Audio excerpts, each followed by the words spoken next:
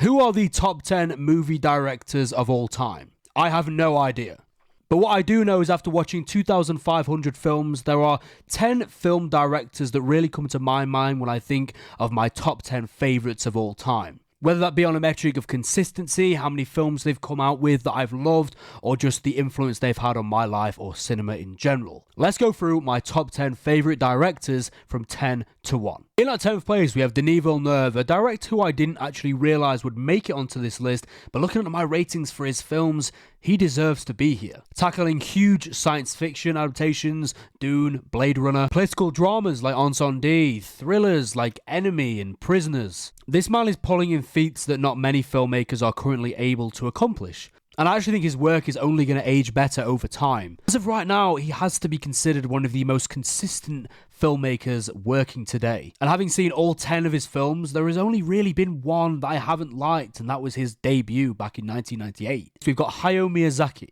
So many films of his have had an incredible impact on me, on my life, and definitely from my childhood. Spirited Away, Howl's Moving Castle, My Neighbor Totoro, Prince Mononoke, The Wind Rises, and the list really goes on and on and on. A true master of animation and a director that I think maybe doesn't get as much credit as he deserves amongst the Western audience because of the fact he does animated films. But his ability to create these beautiful, intimate and personal worlds with likeable, creative characters and an abundance of different creative ways to tackle certain themes is really unmatched in the animated space.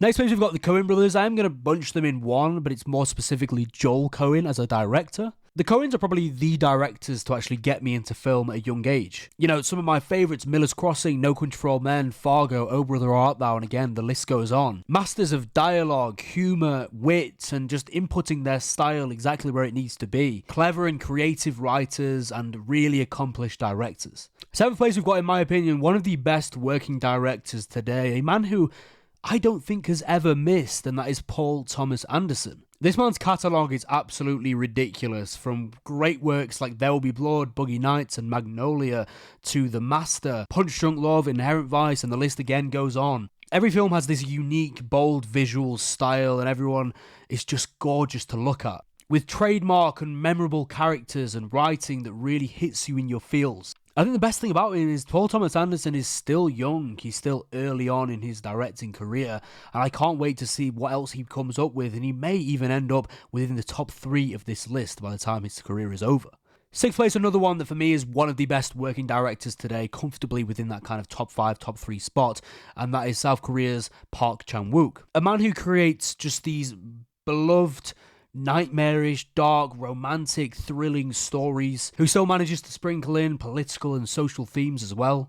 Countless open-ended, thought-provoking narratives, Decision to Leave, Old Boy, The Handmaiden, Thirst, and many more. And not to mention, not only created one of my favourite trilogies of all time with the Avengers trilogy, but also a film I would consider to be in my top 3 or top 5, and a film I've watched over and over and again with Old Boy. He really is a director that I think will go on, if he isn't already, to be one of the greatest ever directors. In at 5, a man who has just excelled in so many genres, we've got Brian De Palma. Musicals, crime dramas, mysteries, horrors, just classics in so many different areas. Not afraid to tackle hard subjects head on and go places other filmmakers won't. He's made some of my favourite films of all time, like Blowout, The Untouchables, Carlito's Way. Musicals like Phantom of the Paradise, horrors like Carrie, action blockbusters like Mission Impossible. Always manages to implement his unique visual flair, and is no doubt one of the most influential American directors ever. 4, we've got Mr. Surrealist himself, David Lynch.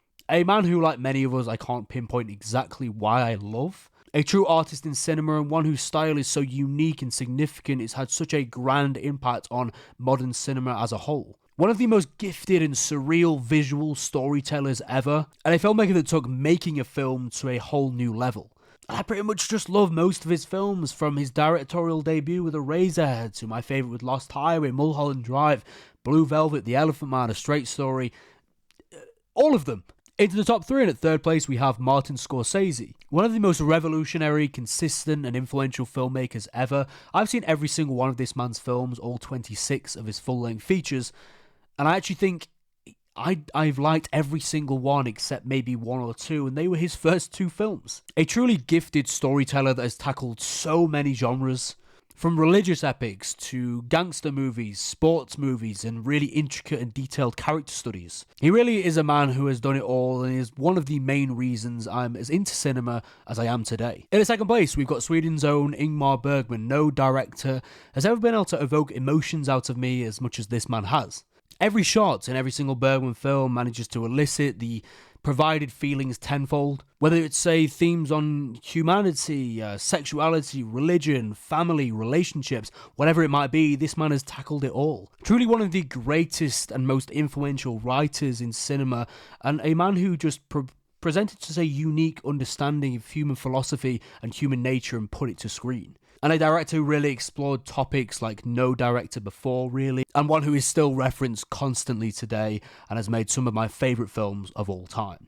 And at number 1, no surprise here if you have watched my videos before, my all-time favourite director is of course Mr. Stanley Kubrick. The man who has done a masterpiece in my opinion in nearly every genre, and a man who excelled in almost every area of creating a film. A technical master whose films are only aging better over time. Easily one of the greatest filmmakers ever, not just American but worldwide, and one that, similar to Bergman, tackled things that no directors before him had. Bold, ambitious, creative, and has made many of my all-time favourite films.